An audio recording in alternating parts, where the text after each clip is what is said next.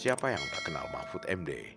Ia tercatat sebagai salah satu dari sedikit orang sipil yang pernah menjabat Menteri Pertahanan Republik Indonesia pada masa pemerintahan Presiden keempat Kiai Haji Abdul Rahman Wahid atau Gus Dur dari bulan Agustus tahun 2000 hingga Juli 2001.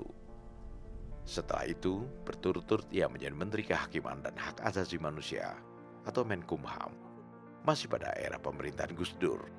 Kemudian menjadi Ketua Mahkamah Konstitusi pada era pemerintahan Presiden SBY, lalu menjadi pelaksana tugas Menteri Pendayagunaan Aparatur Negara dan Reformasi Birokrasi pada era pemerintahan Presiden Jokowi, pelaksana tugas Menkominfo, dan terakhir Menteri Koordinator Politik, Hukum dan Keamanan atau Menko Polhukam. Dengan kata lain, Mahfud selalu dipakai sebagai pejabat pemerintah dan pejabat negara pada 3 era pemerintahan. Jabatan-jabatan yang pernah diembannya tidak lepas dari kapabilitasnya sebagai ahli hukum dan ahli ilmu politik. Karena ia memang seorang sarjana hukum dan sarjana ilmu politik dari Universitas Islam Indonesia dan Universitas Gadjah Mada. Ia juga seorang politisi senior yang pernah berkiprah di Partai Kebangkitan Bangsa. Reputasinya sebagai ahli hukum membuat Mahfud MD menjadi orang yang sangat disegani.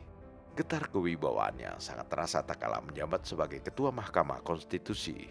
Ia selalu berhasil menyelesaikan sengketa pilkada, dan pemikiran-pemikirannya tentang masalah hukum sering menjadi acuan publik, bahkan menjadi rujukan para ahli hukum lainnya. Sebagai pribadi, sikap Mahfud juga dinilai mengesankan. Ia tidak marah dan tidak melakukan protes saat dirinya batal ditunjuk menjadi cawapresnya Jokowi di periode kedua, karena posisinya digantikan oleh Kiai Haji Ma'ruf Amin. Bahkan ia kemudian bersedia menjadi Menko Polhukam pada Kabinet Indonesia Maju.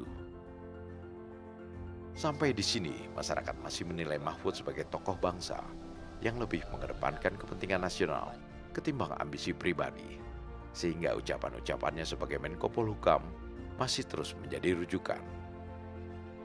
Tetapi entah mengapa, begitu ia bersanding dengan Ganjar Pranowo sebagai calon wakil presiden yang diusung PDI Perjuangan, Mahfud sekonyong-konyong berubah menjadi orang yang nyinyir. Tak ada bedanya dengan Ganjar Pranowo. Ia menyerang kebijakan-kebijakan Jokowi, padahal ia masih menjadi menterinya Jokowi. Dan tentu saja, ia juga rajin menyerang Prabowo Gibran. Mahfud yang sekian lama dinilai sebagai ahli hukum yang berwibawa, seolah kehilangan aura kewibawaannya dan menjelma menjadi seorang yang tantrum. Mungkin saja sikap tantrumnya itu disebabkan kesalahan strategi saat dirinya memutuskan menjadi cawapresnya Ganjar Pranowo. Ketika saya diminta menjadi calon wakil presiden itu, kan nama pasangan Pak Prabowo belum muncul. Di dalam pikiran saya, Pak Joko Widodo itu akan tetap bersama Mas Ganjar, sehingga saya, wah ini enak nih, kalau Mas Ganjar langsung jadi ini gitu kan. Ternyata 5 hari kemudian yang muncul namanya Gibran gitu. Lalu konfigurasi berubah. Tapi tidak apa-apa, itu politik. Itu politik. Saya sendiri waktu itu menghitungnya ya paling lawan saya itu Pak Prabowo berpasangan sama Erik atau sama Erlangga atau sama siapa gitu kan, itu yang muncul. Tiba-tiba keputusannya Gibran.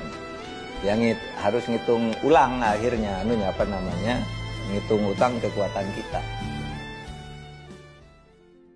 Salah strategi boleh saja, tetapi hal itu seharusnya tidak membuat Mahfud kehilangan jati dirinya.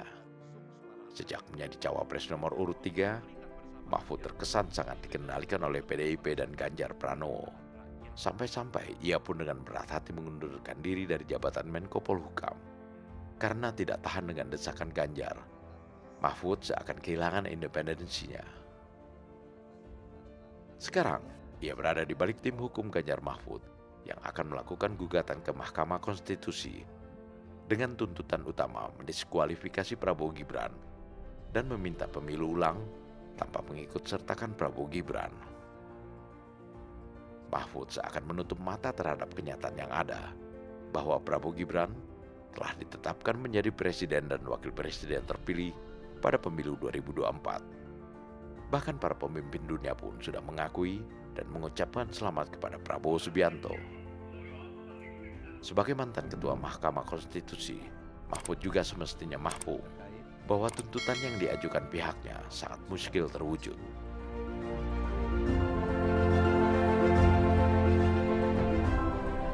Prabowo Gibran, Man of Our Time.